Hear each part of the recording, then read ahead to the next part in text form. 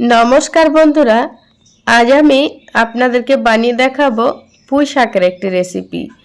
পুঁই শাক অনেকেই অনেক রকমভাবে খেয়ে থাকেন, তো আমি কিভাবে রান্না করলাম সেটাই আপনাদের সঙ্গে শেয়ার করে নিচ্ছি।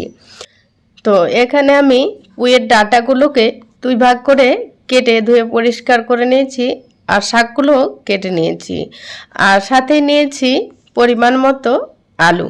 এখানে আমার ডাঁটাগুলো একটু বেশ মোটা মোটা ছিল, তার জন্য আমি দুই ভাগ করে নিয়েছি। সবার প্রথমে আমি পুঁই শাকের ডাঁটাগুলো সিদ্ধ করে নেব। তার জন্য গ্যাসের ওভেনে কড়াই চাপিয়ে তাতে দিয়ে দিচ্ছি পরিমাণ মতো জল, দিয়ে দেব পুঁই শাকের ডাঁটাগুলো, সাথে দিয়ে দেব স্বাদ মতো লবণ। এরপর ঢাকা দিয়ে সিদ্ধ করে নেব। কিছুক্ষণ পর ঢাকনা খুলে চেক করে নেব পুঁই ডাঁটাগুলো সিদ্ধ হয়েছে কিনা। দেখুন, পুঁই ডাঁটাগুলো খুব ভালো মতো সিদ্ধ হয়ে গেছে। এই পুঁই ডাঁটাগুলো ছেঁকে নেব, আর জলটা কিন্তু ফেলে দেব না, আমি রান্নাতে ব্যবহার করব। এরপর বাকি রান্নাটা করার জন্য কড়াই গরম করে তাতে দিয়ে দিচ্ছি পরিমাণ মতো সরষের তেল। ফোড়নে দিয়ে দেব হাফ চামচ মতো কালো জিরে। কালো জিরে সুন্দরভাবে ভাজা হয়ে গেছে, দিয়ে দেব আলুগুলো। দিয়ে পর খুব ভালোভাবে ভেজে নেব।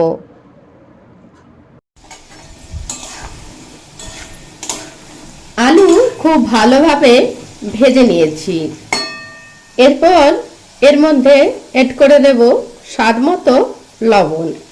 এখানে কিন্তু লবণটা অবশ্যই বুঝে ব্যবহার করতে হবে, যেহেতু পুঁই শাকের ডাঁটাগুলো সেদ্ধ করার সময় লবণের ব্যবহার করা হয়েছে।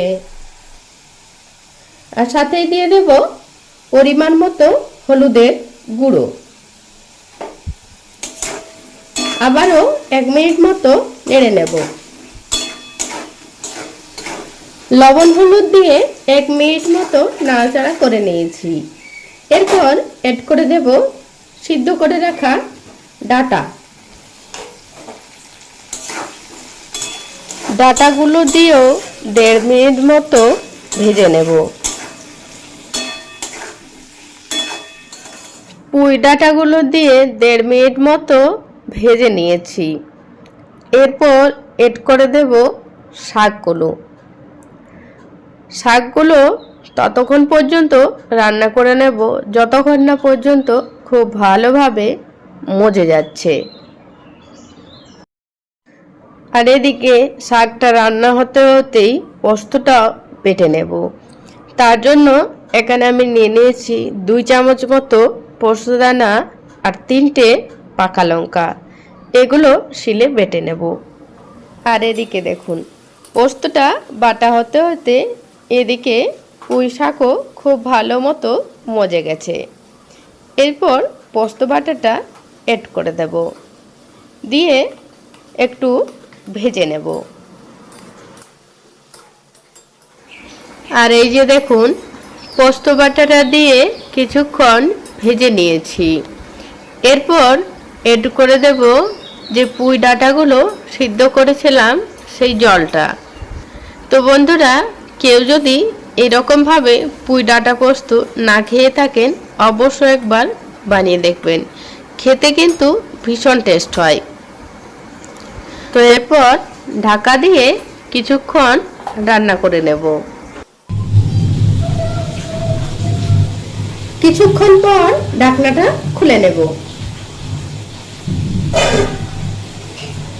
বাইরে প্রচন্ড বৃষ্টি হচ্ছে, আর এদিকে আমি রান্না বসেছি, কারেন্ট নেই, মোবাইলের আলোতে রান্না করছি। আর এদিকে দেখুন, রান্নাটা আমার কমপ্লিট হয়ে গেছে, বেশ একদম মাখা মাখা হয়ে গেছে, আর সমস্ত উপকরণ খুব ভালো মতো সিদ্ধ হয়ে গেছে। তার মানে রান্নাটা পুরোপুরি কমপ্লিট হয়ে গেছে।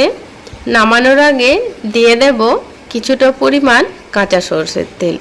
যে কোনো পোস্ত রান্নাতে একটু কাঁচা সরষের তেল দিলে খেতে দারুণ লাগে। যদি কেউ কখনো না দিয়ে থাকেন অবশ্যই দিয়ে দেখবেন।